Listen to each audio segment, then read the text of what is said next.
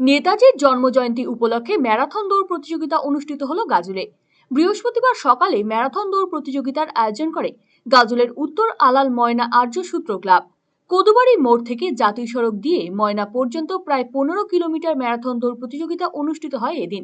পুরুষ এবং মহিলা বিভাগ মিলিয়ে এই প্রতিযোগিতায় রাজ্যের বিভিন্ন এলাকা থেকে 108 জন দৌড়বিদ অংশগ্রহণ করে। পুরুষ বিভাগে প্রথম পুরস্কার 7,000 টাকা এবং একটি ট্রফি, দ্বিতীয় পুরস্কার 5,000 টাকা এবং একটি ট্রফি প্রদান করা হবে উদ্যোক্তাদের তরফে। অন্যদিকে মহিলাদের জন্য প্রথম পুরস্কার রয়েছে 3,000 টাকা এবং একটি ট্রফি, দ্বিতীয় স্থানাধিকারীর জন্য রয়েছে 2,000 টাকা এবং ট্রফি। এদিন ম্যারাথন দৌড় প্রতিযোগিতার সূচনা করেন রাজ্যের ভূমি ও ভূমি সংস্কার উদ্বাস্তু পুনর্বাসন দফতরের চেয়ারম্যান রঞ্জিত সরকার, গাজলের বিশিষ্ট সমাজসেবী রাজু সিং, গাজলের প্রাক্তন সেনানীরা।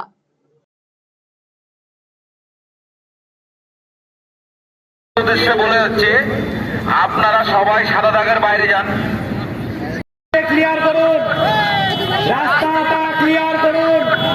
আপনাদের উদ্দেশ্যে বলছি, বাইকগুলোকে বলছি, বাইকগুলো সাইড করে দাও, বাইকগুলো সাইড করে দাও।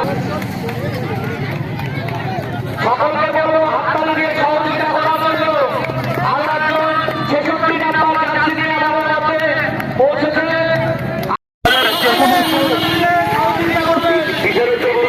আপনাদেরকে